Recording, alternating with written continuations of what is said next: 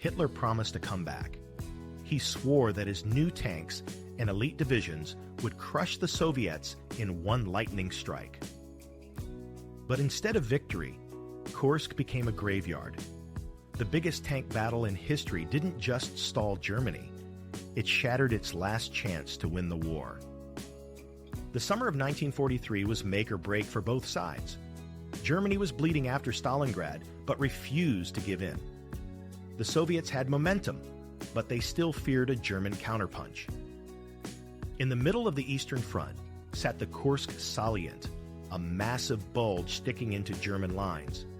To Hitler, this was the target. To Stalin, it was bait. The battle that followed was fought with millions of men, thousands of planes, and seas of steel clashing across the Russian countryside. Kursk wasn't just another fight. It was the turning point of World War II. After Stalingrad, the German Sixth Army had been wiped out. For the first time, the world saw Hitler's army lose a battle on a huge scale. But Hitler couldn't accept being on the defensive. He wanted revenge, and he wanted to prove Germany still controlled the battlefield.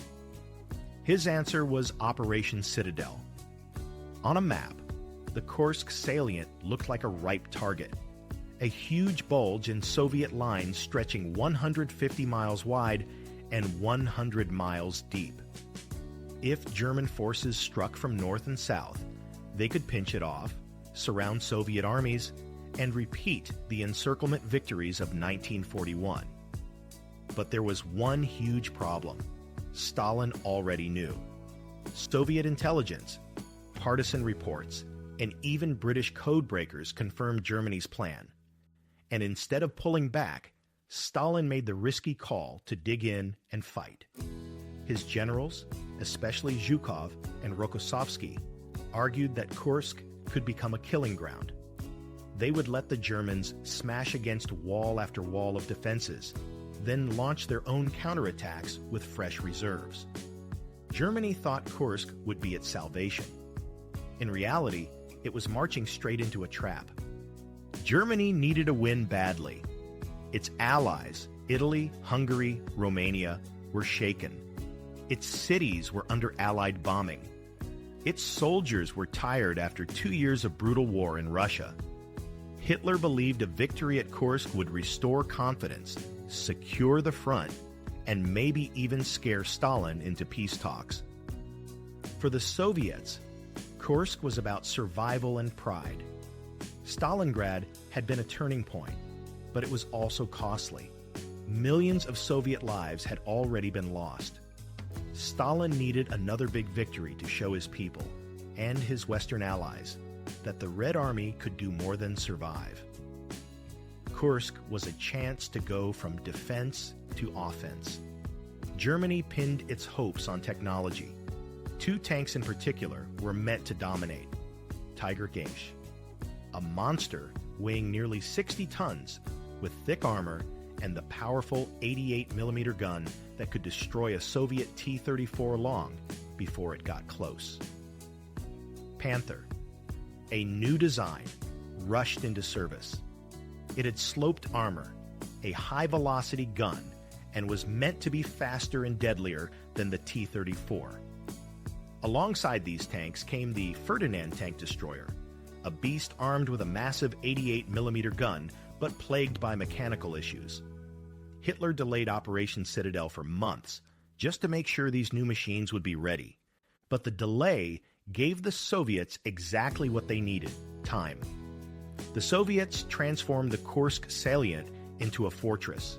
Civilians dug trenches with bare hands. Women and children laid mines by the thousands. In total, over 500,000 mines covered the battlefield. There weren't just 1 or 2 defensive lines. There were 7, stretching more than 150 miles. Each was layered with trenches, anti-tank ditches, barbed wire, and artillery positions. Machine gun nests overlooked kill zones. Anti-tank guns were hidden in forests, on ridges, and in sunken roads. Behind these defenses waited tank armies, entire armored reserves hidden, ready to strike once the Germans were stuck. The Soviets weren't just preparing to defend, they were preparing to counterattack on a massive scale. July 5th, 1943. At dawn, the Germans unleashed a massive artillery bombardment. The ground shook, smoke filled the air, and thousands of German tanks rolled forward. In the north, Field Marshal Walter Model's Ninth Army tried to push south, but progress was painfully slow. Minefields crippled tanks.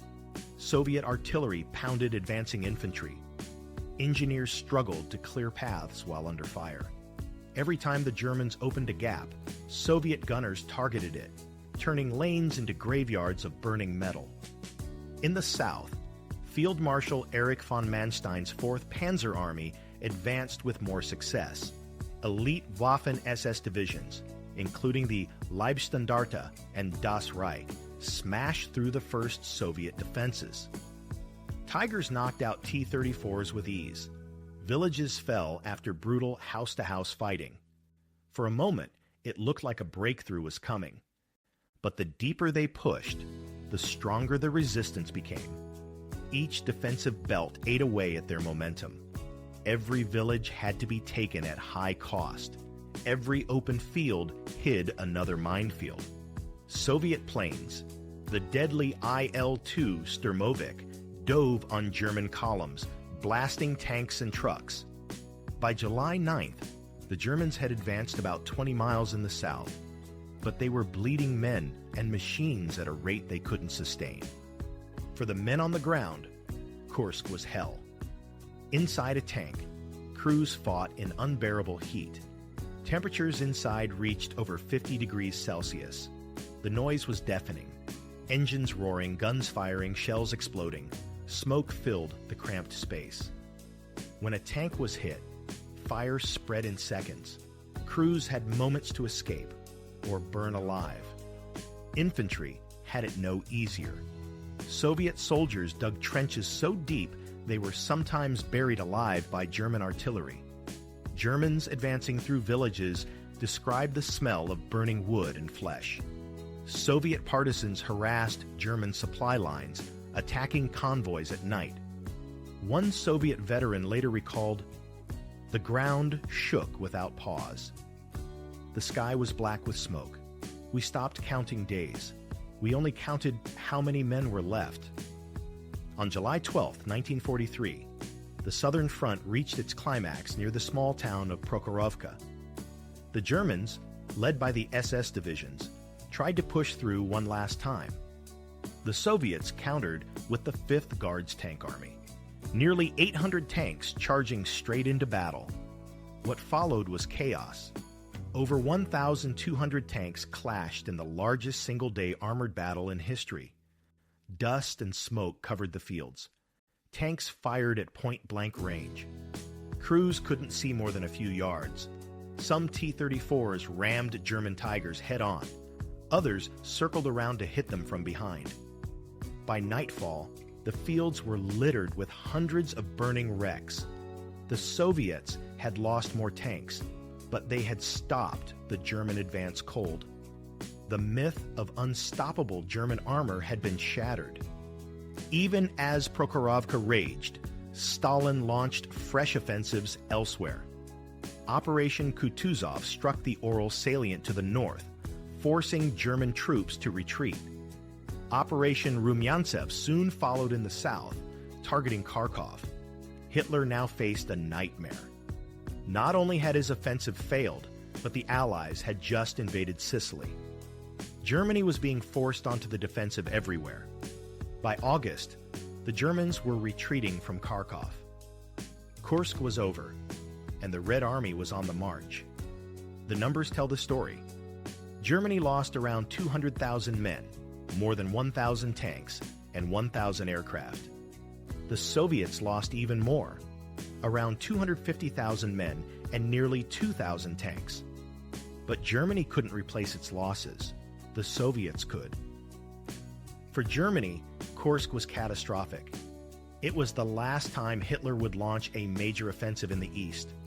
From then on, the Germans were always retreating. For the Soviets, Kursk was proof. Proof that they could not only stop Germany, but beat it in a head-on fight.